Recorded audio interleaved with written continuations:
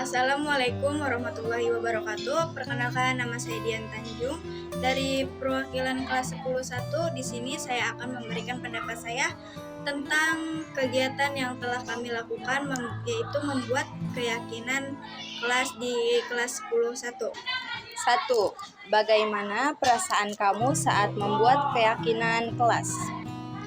Perasaan saya saat membuat keyakinan di kelas, saya merasakan sangat senang dan berantusiasi untuk mengikuti kegiatan tersebut.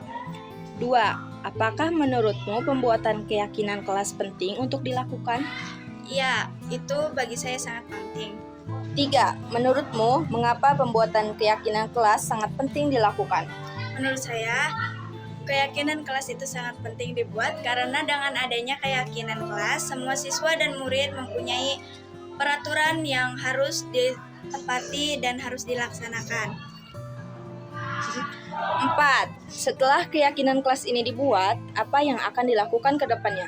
Setelah keyakinan kelas ini dibuat, mungkin saya akan berusaha untuk menepati dan melakukan keyakinan yang telah disepakati bersama dan telah terbuat dari berbagai siswa yang telah menyepakatinya. Sekian dari saya, kurang lebihnya mohon maaf. Wabillahi taufiq wal hidayah. Wassalamualaikum warahmatullahi wabarakatuh. Assalamualaikum warahmatullahi wabarakatuh. Perkenalkan, nama saya Siti Sophia.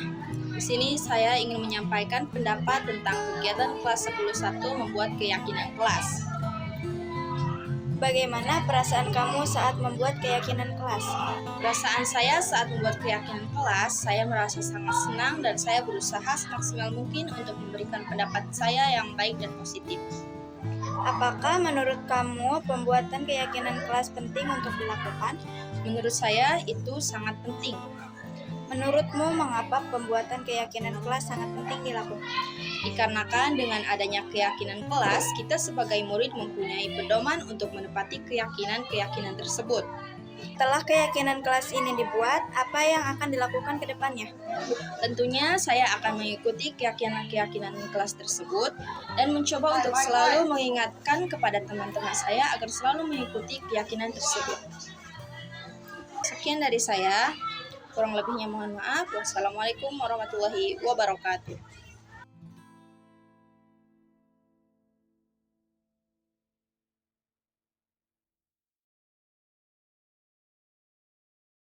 Bismillahirrahmanirrahim. Kita buka acara ini karena memang waktunya juga udah menjelang sore. Bismillahirrahmanirrahim. Assalamualaikum warahmatullahi wabarakatuh. Alhamdulillahirrabbilalamin. Wabihi nasta'in wa ala umuri dunya waddin. Wassalatu wassalamu ala asrofil anbiya'i wal mursalin wa ala alihi wa sahbihi ajmain, amma ba'du. Pertama, marilah kita panjatkan kehadirat Allah Subhanahu wa taala karena pada hari ini kita bisa berkumpul di sini dalam keadaan sehat walafiat. Shalawat beserta salam marilah kita curahkan pada junjungan kita Nabi besar Muhammad sallallahu alaihi wasallam. Yang terhormat Bapak Ibu Dewan Guru beserta mungkin pemateri yang sudah hari ini mempersiapkan di acara diseminasi modul 1.4 penerapan budaya positif di sekolah. Saya selaku pembawa acara, adapun susunan acara dalam kegiatan hari ini, yang pertama yaitu pembukaan, yang kedua yaitu sambutan dari kepala sekolah atau yang mewakilinya, yang ketiga yaitu kegiatan inti dari diseminasi, yang keempat diskusi, dan yang terakhir yaitu penutup. Baiklah, untuk mengefektifkan waktu, marilah kita buka acara ini bersama-sama membacakan lafaz basmalah. Bismillahirrahmanirrahim. Kita menginjak ke acara yang kedua, yaitu sambutan dari Bapak Kepala Sekolah atau yang mewakilinya kepada Bapak Aman Asri SPD, dipersilahkan.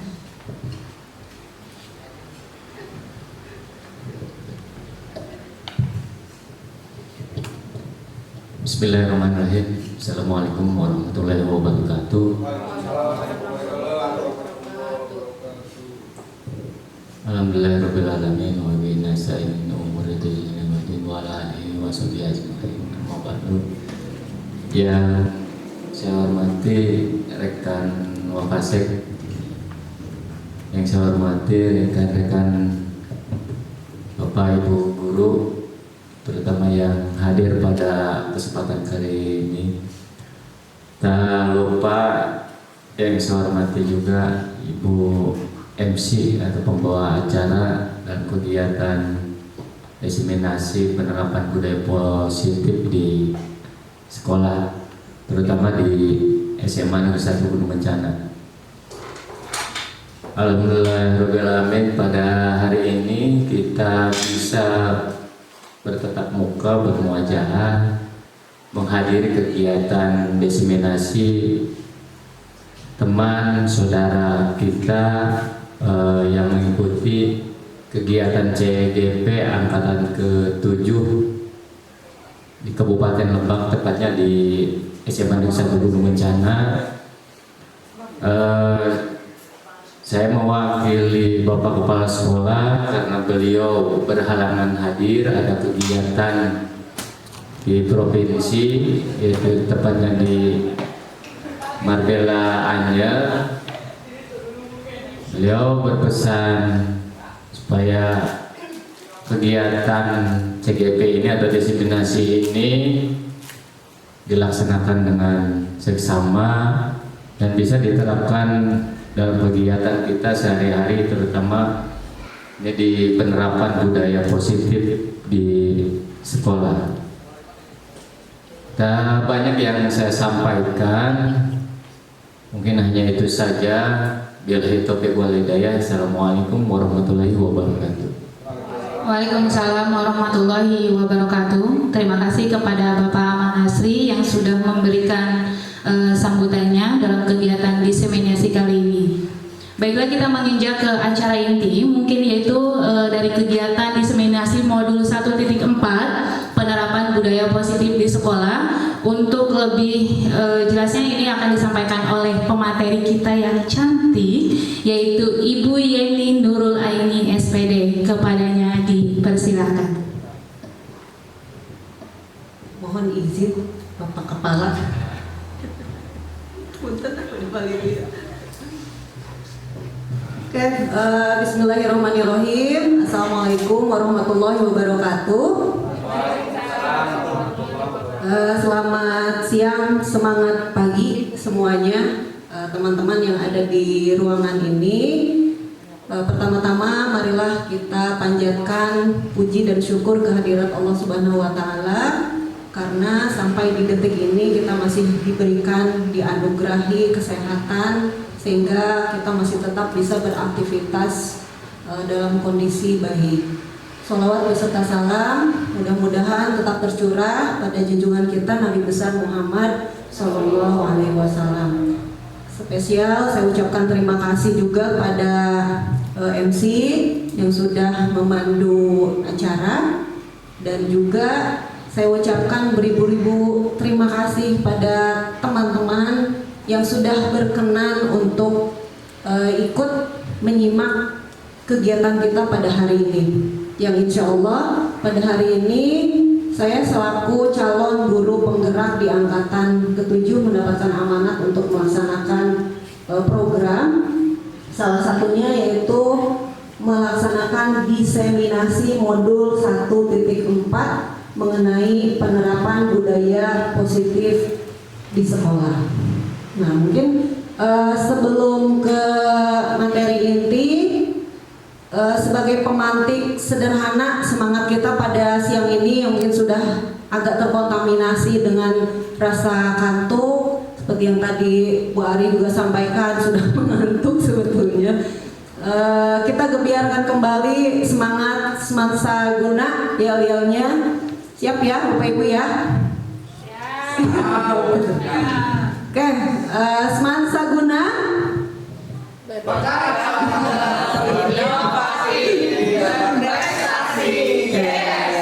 Terima kasih. SMA?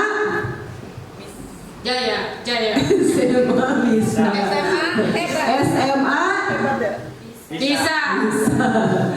Oke, terima kasih. Meskipun sepertinya memang betul-betul campur aduk sama ngantuk ya, Bu Ika. Saya sampaikan cerita sedikit bahwa untuk hari ini mungkin saya lebih banyak bersifat mengulas kembali ya Bapak Ibu ya, karena kan diseminasi modul 1.4 penerapan budaya positif ini sudah pernah disampaikan oleh senior-senior di sebagai calon guru penggerak di angkatan 6, yaitu Pak Yayan dan Bu Ika. Jadi pada hari ini anggaplah ini sebagai review saja mengenai penerapan budaya positif di sekolah tersebut. Jadi saya berdiri di sini juga bukan berarti mengajari teman-teman, karena saya juga masih proses belajar. Ya, masih proses belajar. Kita sama-sama sharing saja, diskusi saja, karena saya juga tidak menguasai 100%. Jadi kita intinya berdiskusi untuk sama-sama belajar. Lanjut Peki. Ya, tujuan dari kegiatan diseminasi ini harapannya yaitu terciptanya budaya positif di sekolah melalui penciptaan suasana positif untuk mencapai tujuan pendidikan yang berpihak pada murid sesuai dengan cita-cita pendidikan yang disampaikan oleh Ki Hajar Dewantara.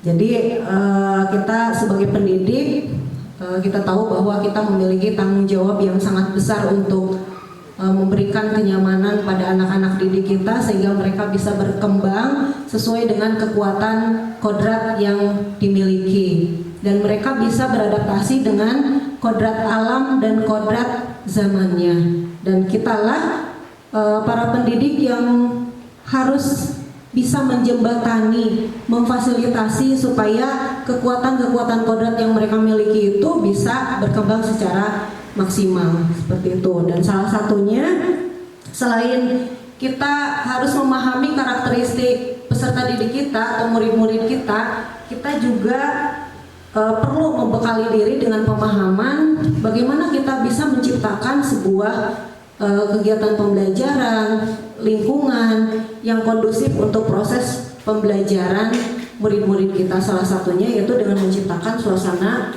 positif. Suasana positif sehingga tercipta budaya positif di sekolah. Ya, jadi di modul 1.4 yang sudah saya pelajari selama mengikuti program pendidikan guru penggerak ini, ada beberapa materi. Yang pertama yaitu mengenai disiplin positif dan nilai-nilai kebajikan universal. Terus yang kedua teori motivasi, hukuman, penghargaan, konsekuensi, dan restitusi. Yang ketiga yaitu keyakinan kelas. Yang keempat kebutuhan dasar manusia dan dunia berkualitasnya, serta 5 posisi kontrol, dan terakhir yaitu segitiga restitusi. Nah, kita beranjak pada disiplin positif dan nilai-nilai kebajikan universal. Lanjut. Oke, Ki Hajar Dewantara. Kita sama-sama tahu siapa itu Ki Hajar Dewantara. Ki Hajar Dewantara adalah tokoh penggagas pendidikan. Beliau mengatakan di mana ada kemerdekaan, disitulah harus ada disiplin yang kuat. Disiplin itu bersifat self-disiplin, yaitu kita sendiri yang mewajibkan kita dengan sekeras-kerasnya. Jikalau kita tidak cakap melakukan self-disiplin, wajiblah penguasa lain mendisiplinkan kita. Nah, ini artinya berarti memang self-disiplin atau disiplin diri ini merupakan sesuatu yang sangat penting. Penting untuk apa? Penting untuk kita dalam menunjukkan perilaku-perilaku yang sesuai dengan nilai-nilai yang dituntut oleh lingkungan kita tentu saja. Untuk memahami disiplin itu sendiri, disiplin itu berasal dari bahasa Latin, disiplina, yang artinya belajar. Nah, tujuan disiplin positif di sini adalah menanamkan motivasi yang ada dalam diri murid, yaitu menjadi orang yang mereka inginkan dan menghargai diri sendiri dengan nilai-nilai yang mereka percaya. Nah, untuk ketercapaian disiplin positif ini tentu diperlukan diperlukan motivasi intrinsik atau motivasi yang berasal dari dalam. Ini nanti kita diskusikan di bagian motivasi lebih detailnya. Dan sebagai bentuk kontrol diri dalam mencapai tujuan mulia itu harus mengarah pada nilai-nilai kebajikan universal. Kebajikan universal itu sendiri, ini kalau yang sedang kita sama-sama gaungkan di profil pelajar Pancasila, ada 6 nilai kebajikan yang ingin kita capai. Yang pertama, beriman, bertakwa kepada Tuhan Yang Maha Esa dan berakhlak mulia. Yang kedua yaitu mandiri. Yang ketiga, bernalar kritis. Yang keempat, berkebinekaan global. Yang kelima, bergotong royong. Dan yang keenam, kreatif. Ini versinya nilai-nilai universal menurut profil pelajar Pancasila. Sementara menurut PEP itu ada beberapa nilai kebajikan universal. Yang pertama yaitu diharapkan murid-murid kita itu memiliki atau menganut nilai-nilai kebajikan toleransi, integritas, menghargai, empati, kreativitas, percaya diri, rasa hormat, mandiri, antusias, keingintahuan, kerjasama, serta komitmen. Nah, tentu saja nilai-nilai kebajikan yang ingin kita tanamkan pada murid-murid kita ini bukan hal yang bisa begitu saja kita terapkan, kita tanamkan, tapi tentu saja membutuhkan suasana yang positif agar mereka bisa belajar untuk bisa menjadi sosok seperti yang digambarkan dalam profil ini. Nah, sekarang kita coba refleksi. Bagaimana dengan tingkat kedisiplinan kita sebagai pendidik? Bagaimana dengan tingkat kedisiplinan murid-murid kita saat ini? Jadi kalau kita mau jujur, ya, kalau kita mau jujur, saya sendiri misalnya mau jujur, tentu ketika ditanya bagaimana dengan tingkat kedisiplinan saya sebagai pendidik, tentu kalau saya mau jawab jujur masih perlu banyak belajar untuk mendisiplinkan diri. Maka ketika kita melihat misalnya tingkat kedisiplinan murid-murid kita pun misalnya belum mencapai angka yang diharapkan, maka bisa jadi itu ada korelasi antara tingkat kedisiplinan kita sebagai pendidik dengan tingkat kedisiplinan murid-murid kita tersebut. Karena seperti yang dijabarkan oleh Ki Hajar Dewantara dalam trilogi pendidikan, kita itu salah satunya menjadi teladan bagi murid-murid kita. Jadi ketika kita belum mampu menjadi teladan bagi murid-murid kita, maka sangat wajar ketika murid-murid kita kehilangan figur untuk belajar dengan melihat, dengan menteladani sikap dan perilaku yang baik dari para pendidiknya. Ya, sekarang kita beranjak pada teori motivasi, hukuman, penghargaan, konsekuensi, dan restitusi.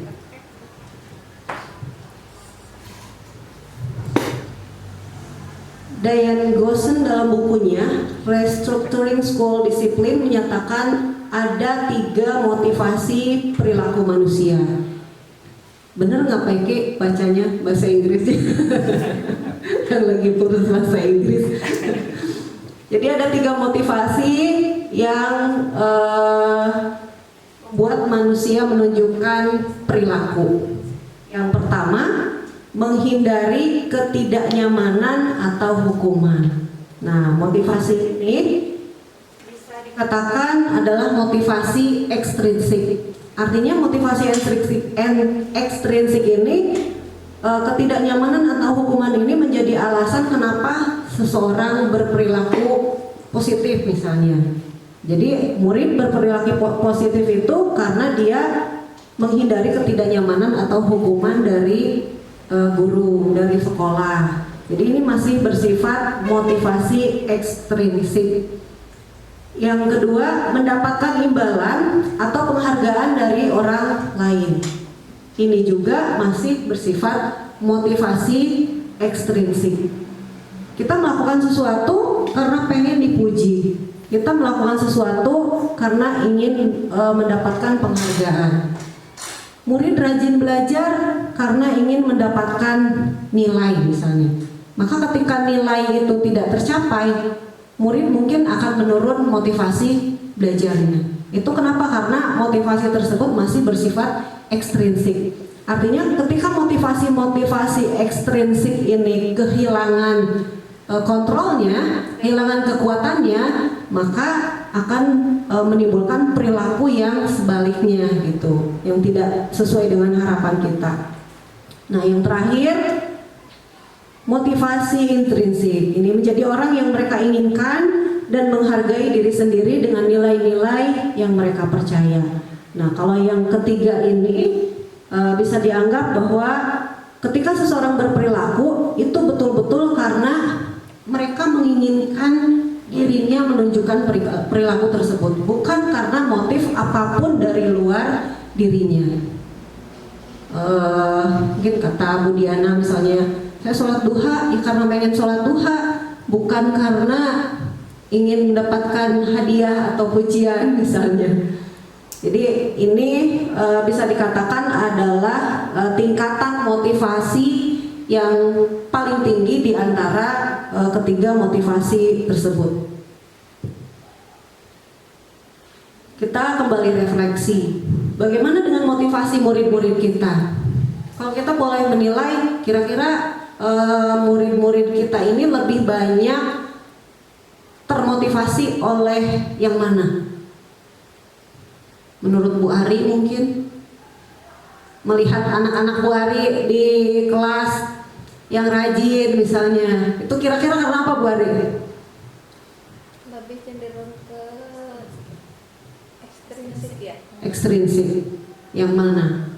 Balik lagi Pak Iki? Kan ada menghindari ketidaknyamanan atau hukuman, mendapatkan imbalan atau penghargaan dari wali kelas. Rajin membersihkan kelas misalnya. Lebih kedua kayaknya ya. Lebih kedua. Mendapatkan imbalan atau penghargaan dari wali kelasnya.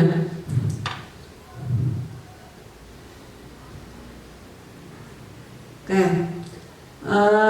Kita tidak bisa mengingkari ya bahwa memang anak-anak kita meskipun tidak 100% misalnya karena faktor kedua, karena bisa jadi sebetulnya mereka juga banyak gitu yang punya motivasi intrinsik. Jadi betul-betul karena memang mereka menginginkan mewujudkan dirinya sebagai sosok yang menghargai diri dan menginginkan seperti apa nilai-nilai yang mereka anut tadi gitu. Nah ini lanjut ke soal penghargaan. Ini juga sebetulnya mengulas kembali saja seperti yang dulu pernah disampaikan oleh Pak Yayan dan Bu Ika. Dan ini mungkin kalau boleh saya cerita bagian yang agak membuat saya berpikir, oh ternyata selama ini saya salah dong kalau begitu. Selama ini saya berpikir bahwa yang namanya penghargaan itu nilainya selalu positif. Selalu positif, tapi ternyata menurut teori ini penghargaan itu tidak selalu bernilai positif, karena ternyata banyak efek yang kemudian ditimbulkan akibat kita menerapkan pemberian penghargaan. Makanya kemarin sempat mikir-mikir lagi Bu Dewi ya, waktu mau ngasih sertifikat atau piagam penghargaan untuk anak-anak yang kehadirannya bagus. Di satu sisi waktu itu lagi semangat-semangatnya mau ngasih penghargaan, pas Pak Yayan sama Bu Ika menyampaikan materi ini, karena waktu itu kan saya belum nyampe ke materi ini gitu. Ternyata penghargaan itu tidak selamanya berimbas baik terhadap anak. Ada banyak pengaruh di sini, misalnya pengaruh jangka pendek dan jangka panjang. Terus tidak kurang efektif, merusak hubungan. Merusak hubungan ini contohnya misalnya ada anak yang mendapatkan penghargaan Entah itu misalnya dianggap sebagai anak yang paling rajin, atau misalnya dia juara 1, itu membuat anak-anak yang lain merasa cemburu, merasa iri, sehingga akhirnya ada indikasi bisa merusak hubungan di antara mereka, merusak hubungan pertemanan mereka. Tuh, terus penghargaan juga mengurangi ketepatan, menurunkan kualitas, mematikan kreativitas, dan ternyata penghargaan juga bersifat menghukum. Kenapa menghukum? Karena ketika ada anak yang mendapatkan penghargaan, yang tidak mendapatkan penghargaan itulah yang kemudian merasa dirinya terhukum oleh penghargaan yang diperoleh oleh orang lain. Seperti itu. Gitu ya, Bu Ika. Oke, lanjut lagi. Ya, ini mengenai hukuman, konsekuensi, dan restitusi. Kita bisa lihat perbedaannya. Sini banyak sekali perbedaannya. Kalau hukuman itu bisa dianggap adalah proses pembentukan identitas gagal, sementara konsekuensi dan restitusi itu dianggap sebagai pembentukan identitas sukses gitu. Nah, di hukuman ini apa yang dirasakan oleh murid yang mendapatkan hukuman itu akan menjadi sesuatu yang menyakitkan, tapi harus terjadi. Kenapa harus terjadi? Karena kita mungkin ya sebagai pendidik yang memberikan hukuman tersebut. Konsekuensi sesuatu harus terjadi, restitusi itu merupakan pilihan. Terus di hukuman tidak nyaman untuk murid atau anak untuk jangka waktu panjang. Konsekuensi tidak nyaman untuk murid untuk jangka waktu pendek. Restitusi itu menguatkan untuk murid atau anak dalam jangka waktu panjang. Jadi efeknya lebih positif pada munculnya kesadaran pada anak. Terus di hukuman korban mendapatkan keadilan, di konsekuensi korban bisa diabaikan, dan restitusi itu korban mendapatkan ganti. Terus murid anak akan tersakiti, di konsekuensi murid dibuat tidak nyaman, kalau di restitusi murid mendapatkan penguatan. Di hukuman perilaku pasif agresif akan meningkat. Konsekuensi penguatan hanya bertahan dalam jangka waktu pendek. Kalau di restitusi itu masalahnya justru terpecahkan gitu, karena ada proses penggalian kesadaran anak. Di hukuman sistem tidak akan berjalan bila murid tidak takut. Artinya ketika murid sudah tidak lagi takut pada hukuman, maka kita bisa bayangkan apa yang terjadi. Murid mungkin akan terus saja melakukan hal-hal yang melanggar aturan. Di konsekuensi memerlukan mentoring dan supervisi untuk terus-menerus dari guru. Kalau di restitusi, murid belajar bertanggung jawab untuk perilakunya. Berlaku hanya pada sebuah institusi, tidak berlanjut pada kehidupan nyata. Itu untuk hukuman. Sementara untuk konsekuensi itu membantu penerapan mengikuti peraturan dalam masyarakat. Jadi ada kontribusinya ternyata terhadap pembentukan kepatuhan. Yang di restitusi itu fokus pada pemecahan masalah dalam jangka waktu panjang. Lanjut Pak Eki. Nah, ini juga masih mengenai hukuman, konsekuensi, dan restitusi. Kita langsung saja ke kalimat-kalimat yang biasanya muncul. Kalau dalam hukuman itu biasanya pendidik akan mengatakan, awas ya kalau dilakukan lagi, awas kamu, ya seperti itu mungkin kurang lebih. Kalau di konsekuensi, lakukan apa yang saya katakan. Kalau di restitusi, ini justru bentuknya lebih pada penggalian.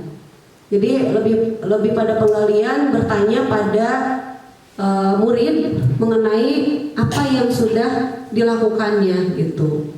Sehingga murid mendapatkan kesempatan untuk memberikan penjelasan atau alibi soal perilakunya. Di hukuman ada mode paksaan. Di konsekuensi stimulus respon. Sementara di restitusi itu yang digunakan adalah teori kontrol. Lanjut Pak Eki. Nah, ini juga masih seputar hukuman lewat Pak Iki. Oke. Nah, yang biasanya terjadi tindakan terhadap suatu pelanggaran itu pada umumnya berbentuk hukuman atau konsekuensi. Nah, dalam program disiplin positif yang mudah-mudahan kita bisa jalankan bersama-sama dalam rangka membangun budaya positif di sekolah, itu kita dikenalkan oleh istilah restitusi. Apa itu restitusi? Restitusi itu adalah proses menciptakan kondisi bagi murid untuk memperbaiki kesalahan mereka sehingga mereka bisa kembali pada kelompok mereka dengan karakter yang lebih kuat. Ini menurut Diane Gossen.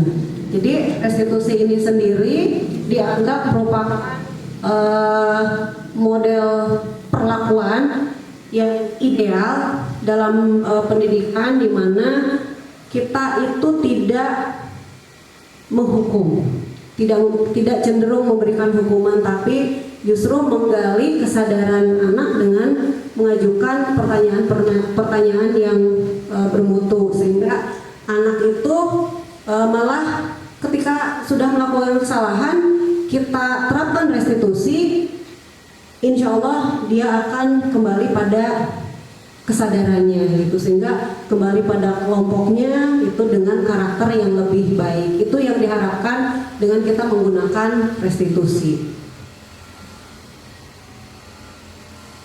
Ya, sekarang kita berlanjut ke materi lain di modul 1.4, yaitu tentang keyakinan kelas. Keyakinan kelas ini mungkin kalau di sekolah lain sudah diterangkan, ya, kita baru mengenal sekarang mungkin ya, karena kita kemarin masih memberlakukan tata tertib dan belum menerapkan keyakinan kelas. Apa sih kita harus menggunakan keyakinan kelas? Kenapa tidak peraturan kelas saja? Nah, keyakinan kelas dan peraturan kelas itu memang ada bedanya. Kalau Pak Iki misalnya, Pak Iki kalau boleh saya tahu, kenapa kalau pakai motor pakai helm? Supaya aman. Kalau Pak Aman?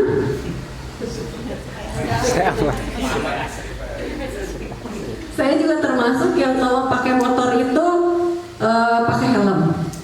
Meskipun pakai helm, Pak Iki bilang supaya aman. Bukan karena takut polisi ya Pak Iki ya. Kalau takut polisi berarti motivasinya apa tadi Bu MC? Motivasi ekstrinsik. Motivasi ekstrinsik. Pakai helm itu demi keamanan.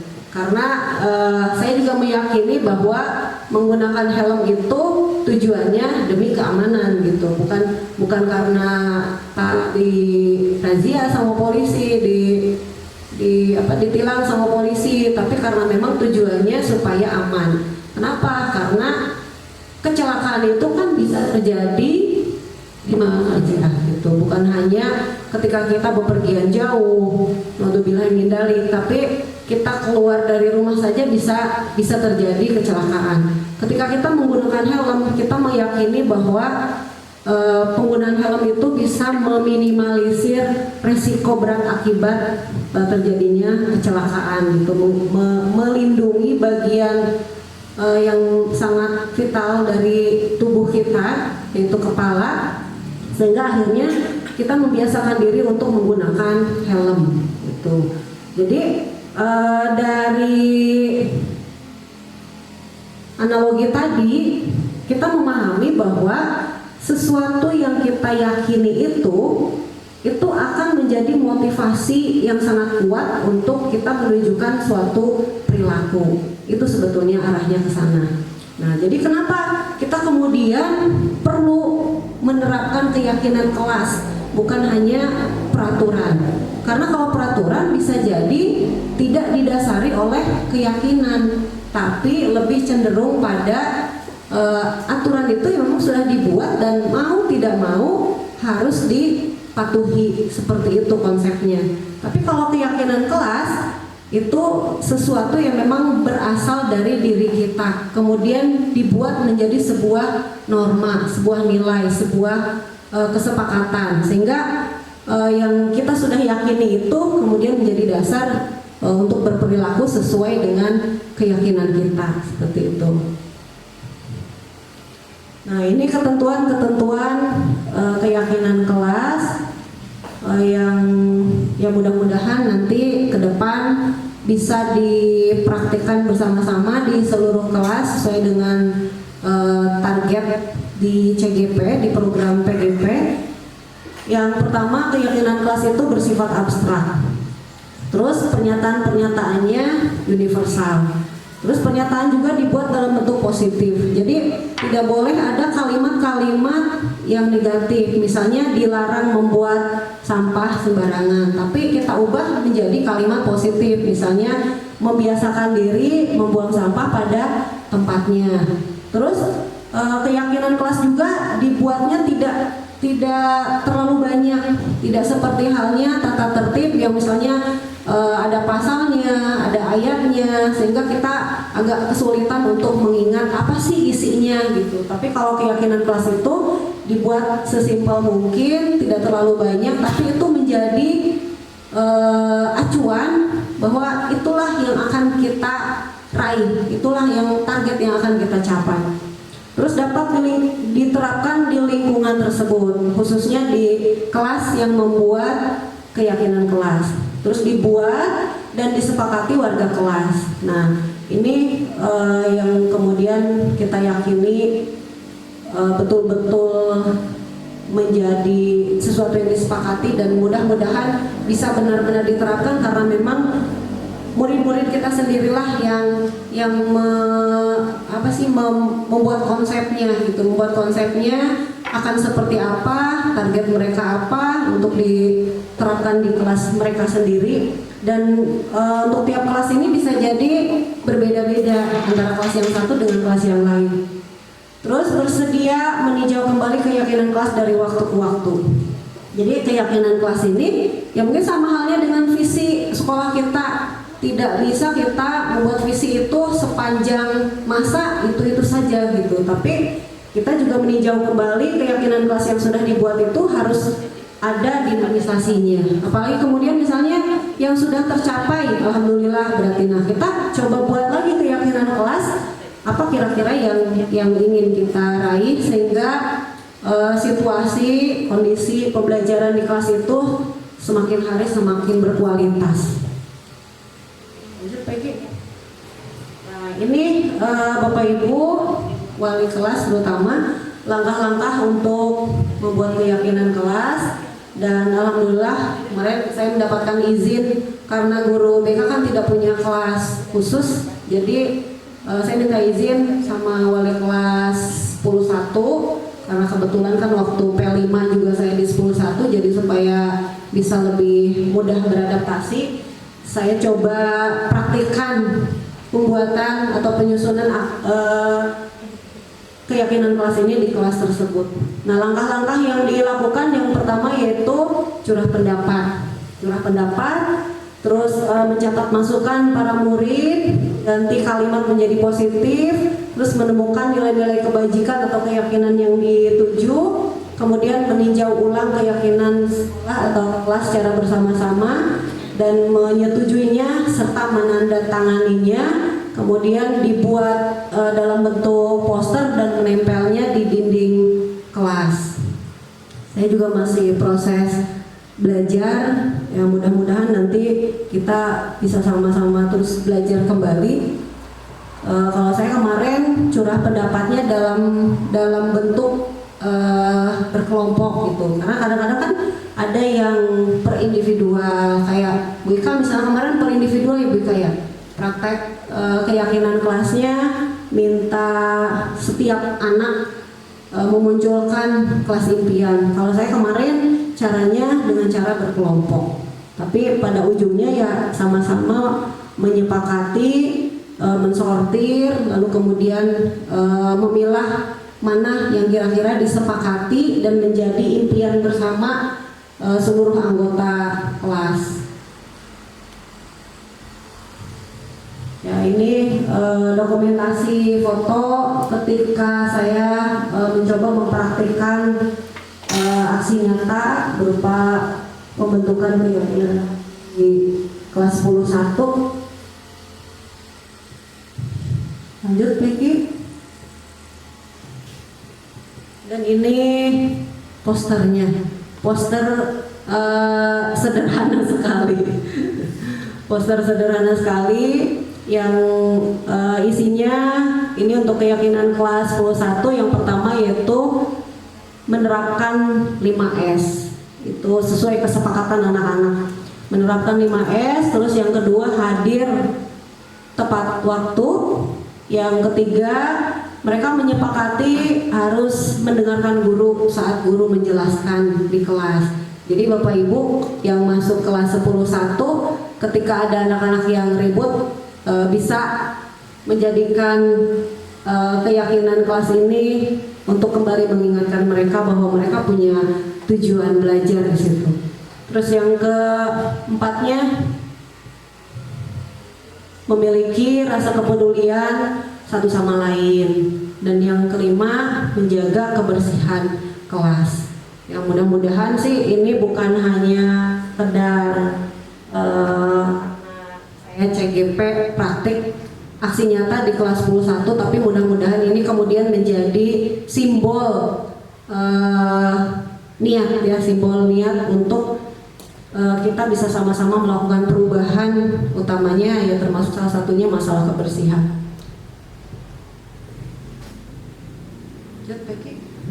Nah, sekarang bagaimana sih posisi guru jika ada yang melanggar keyakinan kelas? Kan kita punya aturan, kita sudah membuat juga keyakinan kelas. Bahkan ceritanya keyakinan kelas ini bersumber dari inisiatif murid-murid kita. Tapi bukan tidak mungkin bahwa keyakinan kelas yang sudah dibuat itu tidak dilanggar. Bukan tidak mungkin bahwa apa yang sudah disepakati menjadi keyakinan kelas itu bisa berjalan lancar 100% langsung sukses. Pasti kita juga akan menemukan hambatan-hambatan. Mungkin ada anak-anak juga yang tidak langsung bisa beradaptasi untuk meningkatkan kepatuhannya terhadap keyakinan kelas yang sudah disepakati tersebut. Nah, untuk kita memahami bagaimana posisi kita nantinya sebagai guru, nah kita coba memahami dulu kebutuhan dasar manusia di sini. Nah, kebutuhan dasar manusia ini ketika terpenuhi akan menjadi kontrol bagi individu tersebut dalam berperilaku. Jadi perilaku kita itu akan sesuai nilai yang diharapkan oleh lingkungan ketika kebutuhan dasar manusia ini terpenuhi. Nah, apa kebutuhan dasar manusia tersebut? Yang pertama yaitu bertahan hidup. Nah, bertahan hidup ini contoh konkretnya bisa dalam bentuk kita butuh makan, butuh minum, tapi bukan hanya sekedar yang bersifat biologis saja, tapi juga psikologis. Terus terpenuhinya kesenangan, terpenuhinya cinta dan kasih sayang, terus terpenuhinya hak untuk mendapatkan kebebasan, dan yang terakhir yaitu terpenuhinya penguasaan. Nah, kalau kebutuhan-kebutuhan ini terpenuhi, maka kontrol individu tersebut dalam berperilaku insya Allah akan sesuai dengan yang diharapkan, seperti itu. Nah, kita beranjak pada paradigma stimulus respon pada pendekatan teori kontrol.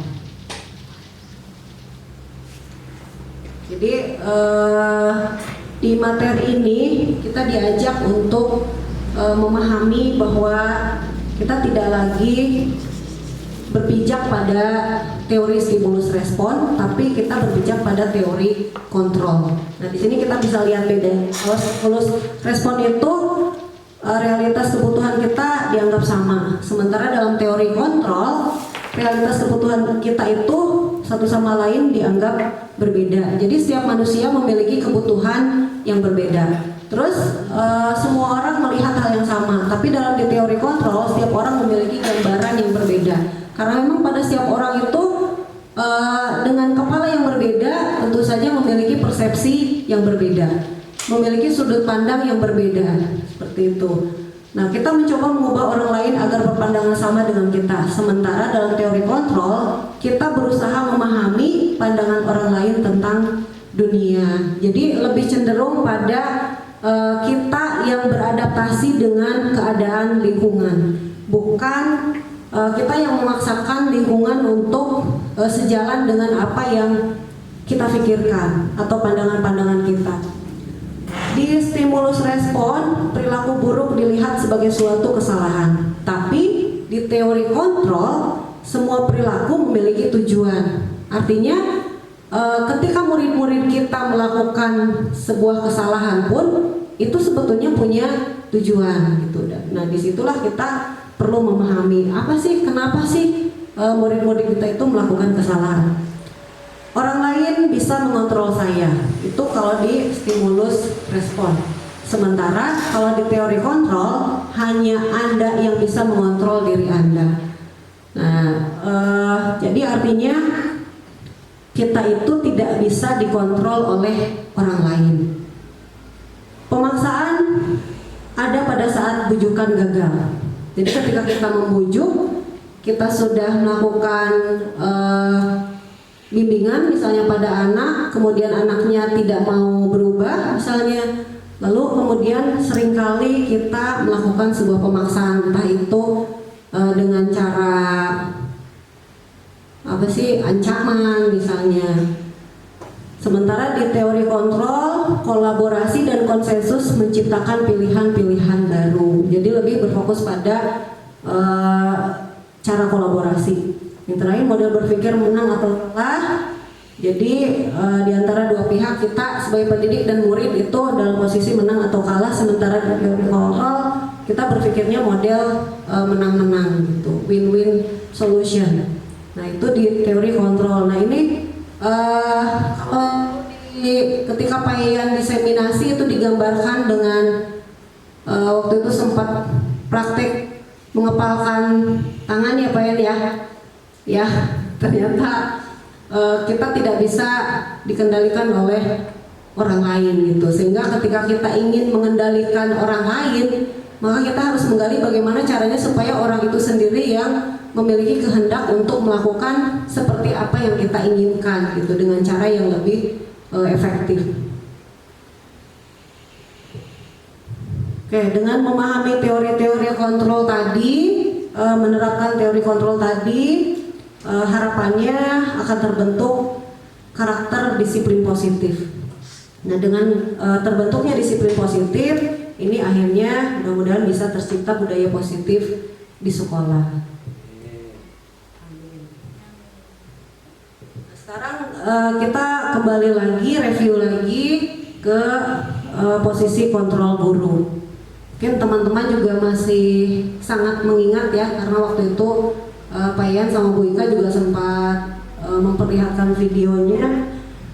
Posisi kontrol guru itu ada hukum, pembuat merasa bersalah, teman, pemantau, dan manajer. Yang mana yang bagus? Yang mana yang bagus? Ya, yang paling ideal itu kita tahu di posisi manajer. Teman, pemantau, manajer itu sudah dianggap positif ya Pak Ian ya. Tapi yang paling ideal itu adalah di posisi manajer, karena di posisi manajer inilah praktek restitusi sangat kental dijalankan. Oke, kita ke restitusi.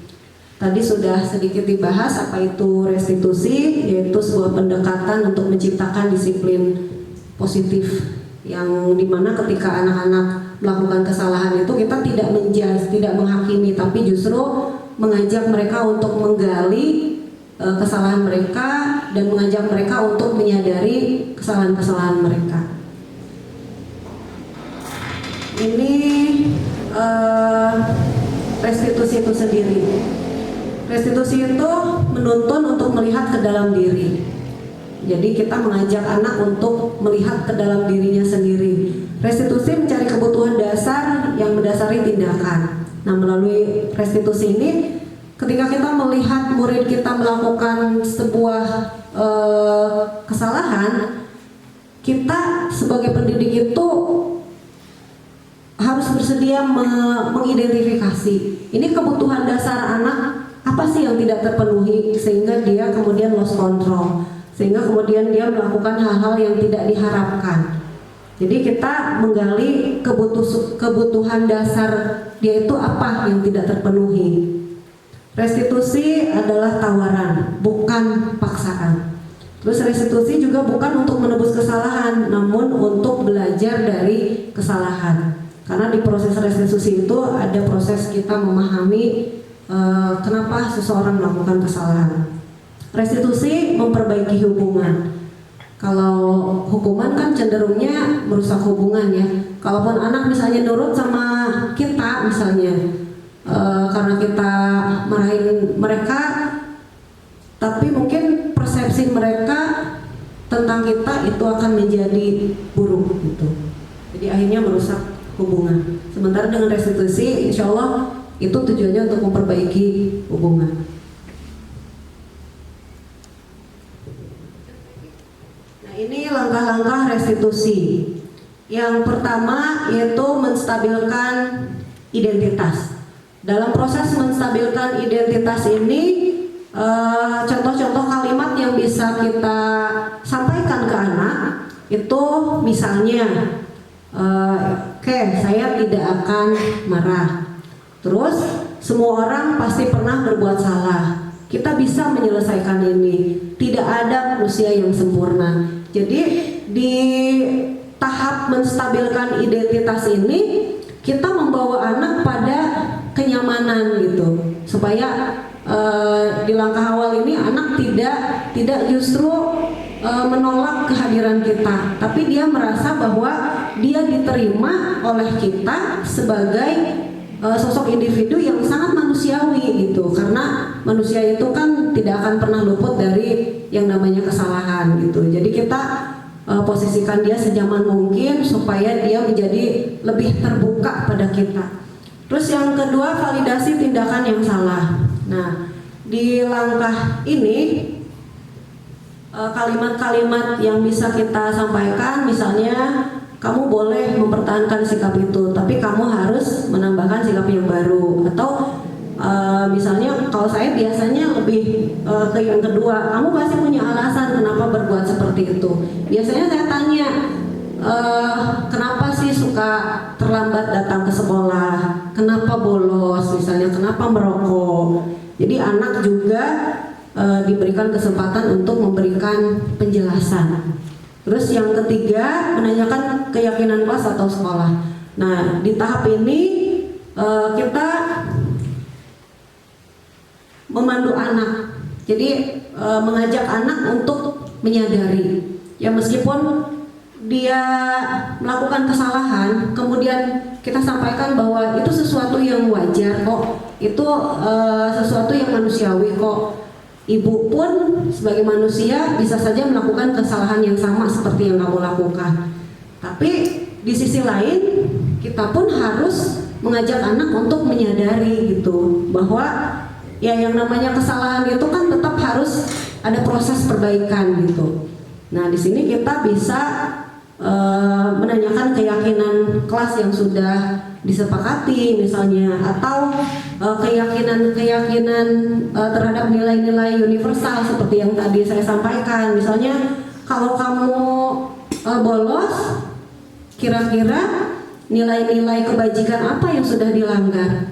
Kalau kamu mencuri, nilai-nilai kebajikan apa yang sudah kamu langgar? Jadi kita sifatnya tidak instruktif, tidak menceramahi gitu, tidak mengajari, tapi justru menggali pemahaman anak supaya si anak itu sendiri ada proses berpikir kritis di situ. Oh iya, berarti perilaku saya ini salah dan melanggar nilai-nilai tertentu yang sebetulnya bisa jadi anak itu sendiri tahu gitu, tahu bahwa perilakunya itu salah dan melanggar nilai-nilai tertentu gitu.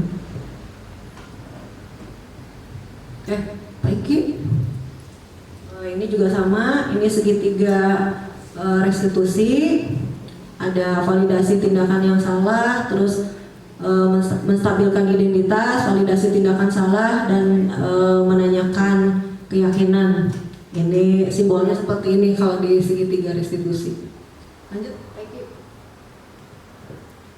Ini ceritanya praktek restitusi waktu itu bersama wali kelas 12 IPS 1 bersama Budiana, menghadapi anak-anak yang absennya lumayan luar biasa ya Nek. Entah ini efeknya seperti apa sekarang menurut pengamatan wali kelas. Berubah. Ya ini fotonya hanya satu kebetulan yang ditampilkan. Kayak pada prinsipnya, Vicky lanjut.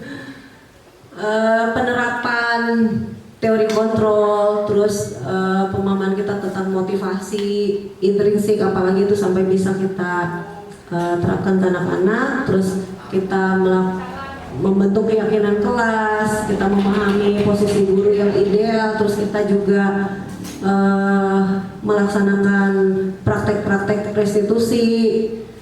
Itu harapannya akan menumbuhkan disiplin positif pada diri anak. Dan ketika disiplin positif itu sudah terbentuk pada individu anak, maka mudah-mudahan itu menjadi sebuah budaya positif. Menjadi budaya positif bukan hanya di lingkungan kelas, tapi juga di lingkungan sekolah.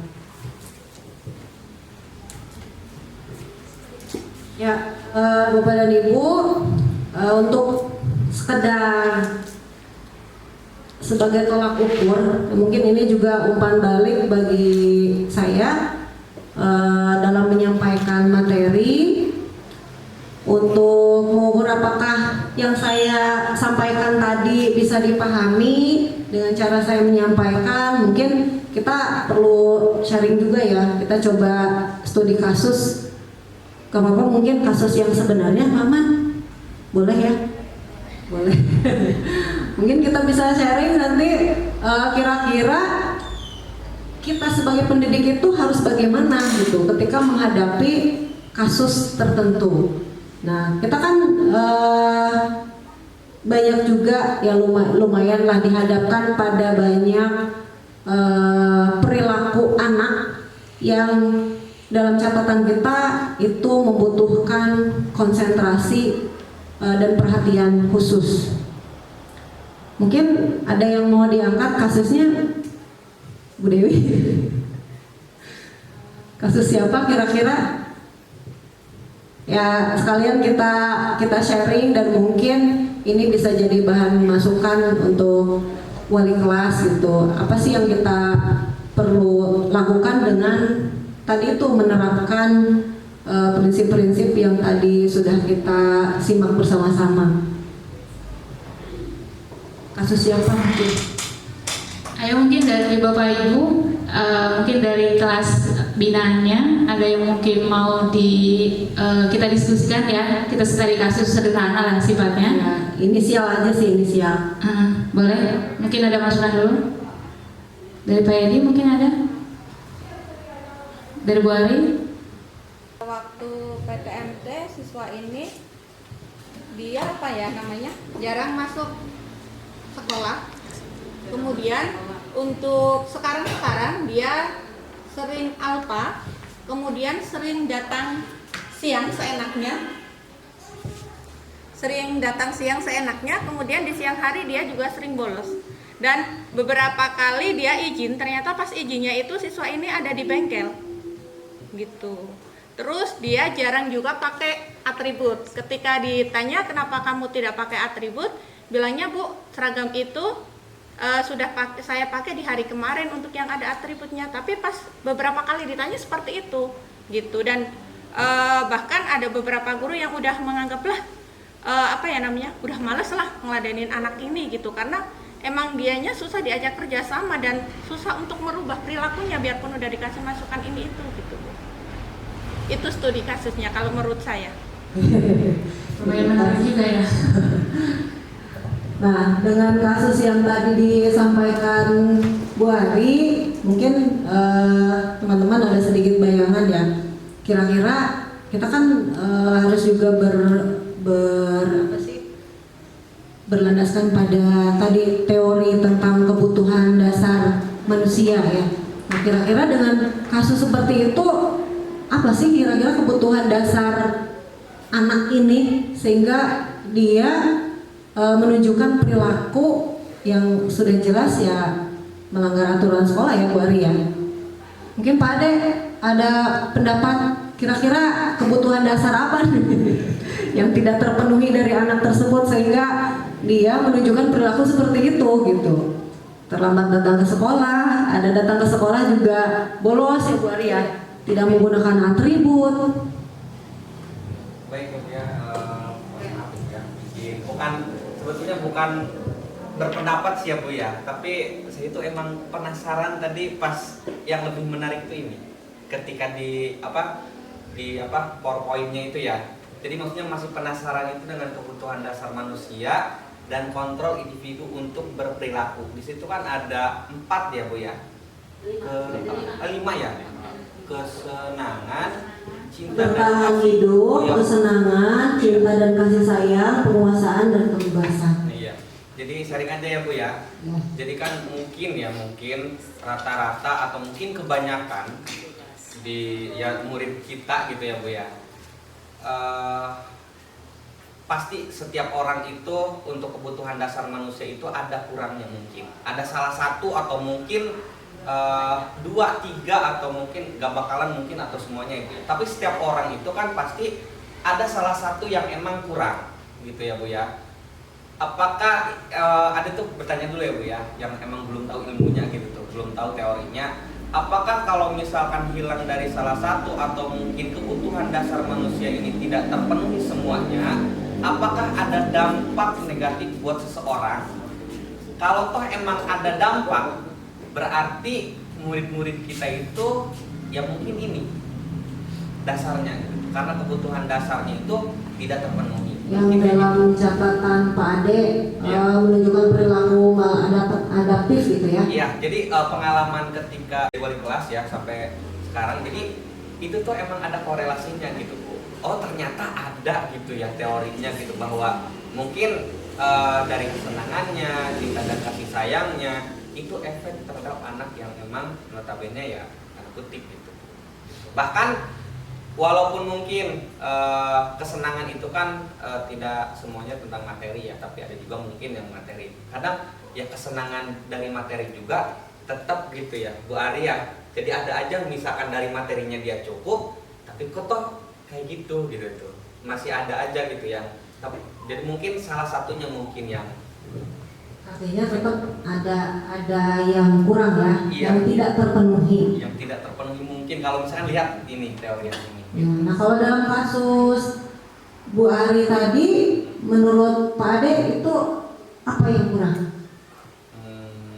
Cinta dan kasih sayang. Cinta dan juga, kasih sayang. Bisa juga kesenangan. Bisa juga kesenangan yang melatar belakangi anak datang terlambat ke sekolah, terus dia ke sekolah juga tetap bolos, tidak menggunakan atribut, dia kurang kasih sayang dan masih membutuhkan pemenuhan kebutuhan dasar kesenangan. Jadi gini Bu ya, untuk cinta dan kasih sayang itu kalau menurut saya gitu ya Bu, sebagai wali kelas, kalau toh emang ya kalau misalkan dari orang tua ya sayang sama anaknya, ketika kita panggil orang tuanya mungkin dia itu akan datang ke sekolah. Tapi kadang ketika kita surati ya alasannya kesibukan. Jadi kan ya berarti kalau menurut Itu Ade berarti gitu ya Bu ya. kalau menurut wali kelas itu tuh indikator ya. Indikator bahwa anak ini menjadi seperti ini karena memang kurang kasih sayang dari orang tuanya. Karena suka beralasan misalnya sibuk ke sawah, oh berarti lebih sayang sama sawah daripada sama anak. Ya memang ketika kita menebak menebak saja gitu ya, menebak saja mungkin memang tidak cukup gitu. Kita perlu melakukan proses penggalian, bertanya pada anaknya. Ya mungkin tadi itu dengan menerapkan prinsip-prinsip restitusi juga gitu kan. Karena setiap perilaku itu kan ada yang latar belakanginya gitu. Kenapa kita makan? Bukan karena kita ngantuk, tapi karena kita lapar gitu. Kenapa kita tidur? Ya karena kita ngantuk, bukan karena kita lapar gitu. Jadi setiap perilaku itu memang ada motif di baliknya gitu. Ada yang menjadi alasan kenapa dia melakukan sesuatu gitu. Dan kadang-kadang memang latar belakang keluarga itu kalau kita perhatikan anak-anak yang dalam tanda kutip agak berbeda gitu ya, agak spesial, ternyata punya latar belakang keluarga yang juga luar biasa gitu. Mungkin sebagai wali kelas, sebagai guru, sebagai pendidik, kita perlu menggali itu gitu. Sebetulnya apa sih kebutuhan dasar dia yang tidak terpenuhi sehingga memunculkan perilaku maladaptif gitu. Ya kayak anak-anak yang seneng nge-BM itu kan bukan karena butuh tumpangan ya sebetulnya, tapi karena memang dia senang aja gitu, senang. Jadi mungkin ada jiwa dan kepuasan tersendiri ketika dia bisa melakukan itu gitu, bisa melewati tantangan karena mungkin adrenalinnya apa sih ketika melakukan hal seperti itu. Terus ya dalam beberapa kasus juga Pak Ade, saya suka memperhatikan misalnya ada teman dulu ya, teman yang ketika berada di lingkungan kami itu dia mendominasi, ceria gitu. Tapi ketika diteliti latar belakang keluarganya, ternyata dia mengalami tekanan gitu dari orang tuanya. Yang tekanan-tekanan negatif itu kemudian terekspresikannya di luar lingkungan keluarga gitu. Jadi di situ ternyata kalau kita pahami, oh berarti memang ada kebutuhan dasar yang tidak terpenuhi di situ yang dia cari di luar sana gitu. Termasuk misalnya kita menemukan kasus anak yang pacaran ya. Anak yang pacaran itu kan kadang-kadang ada saja anak yang pacaran itu alasannya apa? Karena dia merasa kurang kasih sayang dari orang tuanya, sehingga dia mencari kasih sayang dari orang yang dianggap spesial gitu kan. Yang namanya pacar dia perhatian ya, makan saja selalu ditanya udah makan apa belum, udah aduh masih untung kalian udah kayak apa belum. Iya masih makan tetap orang tuanya bukan pacarnya. Tapi bukan hanya sekali dua kali alasan itu kemudian mencuat ketika ditanya gitu, kenapa sampai pacaran ya? Karena saya merasakan kenyamanan gitu, merasakan kenyamanan, merasakan diperhatikan, menjadi prioritas. Sementara mungkin kebutuhan itu tidak terpenuhi dari orang-orang dekatnya, keluarganya gitu, seperti itu. Artinya ini mengajak kita belajar memahami mungkin ya Bapak Ibu ya, bahwa anak-anak kita yang dia datang terlambat, bolos, merokok dan lain sebagainya, sepertinya memang punya latar belakang, punya latar belakang yang kalau kita ngikutin emosi mungkin ya marah gitu, marah. Tapi ketika kita gali lebih jauh, mungkin justru akan membuat kita malah terharu gitu, terharu, ikut sedih, ikut bersimpati. Oh ternyata di balik perilakunya itu ada sesuatu yang luar biasa yang sudah dialami oleh anak tersebut gitu. dulu juga ketika ada anak terlambat, saya belum mengenal restitusi meskipun sudah jadi guru BK, tapi ya tetap saja kadang-kadang saya juga malpraktek sebagai guru BK. Mudah-mudahan itu juga jadi proses pembelajaran dan insya Allah itu jadi proses pembelajaran. Saya tegur, kenapa terlambat, dengan nada suara yang agak tinggi. Dia jawab apa? Maaf Bu, saya terlambat, soalnya saya mengawal Bu Diana. Saya mengawal Bu Diana, takut kenapa-napa. Ya Allah. Setelah tahu jawabannya, pasar kena sapi sejak. ternyata keterlambatan dia itu karena suatu yang mulia gitu, karena ingin menjaga gurunya. Guru BK-nya udah marah-marah, ternyata dia dulu waktu Bu Diana masih belajar naik motor gitu. Ya, karena rasa tanggung jawab menggantikan Malik ketika pulangnya mengawal Bu Diana. Jadi ternyata perilaku-perilaku anak yang kita anggap negatif itu ya ada sesuatu di baliknya gitu, dan tidak selalu negatif juga gitu. Ternyata ada hal-hal positif yang melatar belakangi anak melakukan sesuatu. Jadi kita sebisa mungkin tidak menjadi penghukum bagi anak, tapi berusaha untuk ya belajarlah untuk menjadi manajer yang baik dengan menerapkan prinsip-prinsip restitusi tadi. Kita sama-sama belajar intinya, karena yang namanya proses belajar itu tidak mungkin langsung ke nilai 100, tapi pasti akan kita mulai dari 1, bahkan mungkin dari 0 gitu. Ya Bapak Ibu, ada yang mau didiskusikan lagi mungkin, atau sudah cukup? Cukup kayaknya Bu. Cukup. Terima kasih Bu Ari. Oke, jawaban Bu Ari tepat sekali dengan akhir slide ya.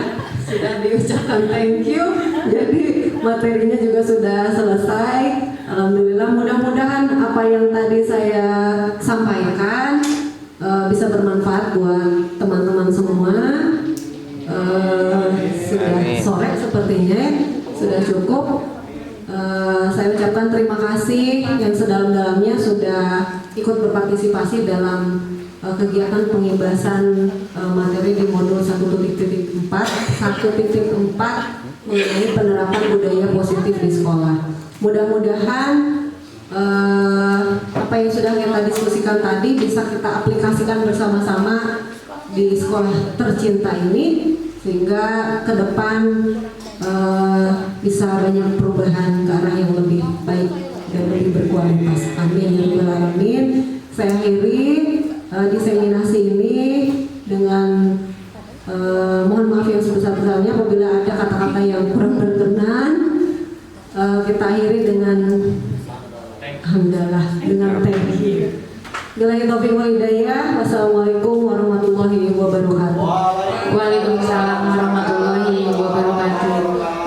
Terima kasih kepada Ibu Yeni Nurul Aini yang mungkin pada hari ini sudah menyampaikan materi yang ini penting sebenarnya untuk kita lakukan, dan untuk penerapan budaya positif di sekolah memang dapat kita simpulkan bahwa semuanya memang harus dimulai dari diri sendiri ya Bu, dan kita juga memang harus lebih memahami mungkin karakteristik siswa gitu kan, yaitu dengan mengacu kepada kebutuhan dasar yang seperti tadi kita udah coba diskusikan. Dan sebenarnya itu sesuatu hal yang menarik karena memang saya juga memiliki anak-anak yang luar biasa gitu kan, dan mudah-mudahan dengan teori yang tadi disampaikan oleh pemateri itu bisa menjadi satu pembelajaran yang baik untuk kedepannya, agar saya bisa menjadikan anak-anak jauh lebih positif lagi ketika mereka berada di lingkungan sekolah. Oke, Bapak Ibu, mungkin kita tutup aja acara ini karena memang waktu juga udah sore. Saya selaku pembawa acara mengucapkan terima kasih dan mohon maaf apabila ada kata-kata yang kurang berkenan di hati Bapak Ibu. Kurang lebihnya saya mohon maaf. Wabillahi taufiq wal hidayah. Wassalamualaikum warahmatullahi wabarakatuh. Oke Bapak, sudah.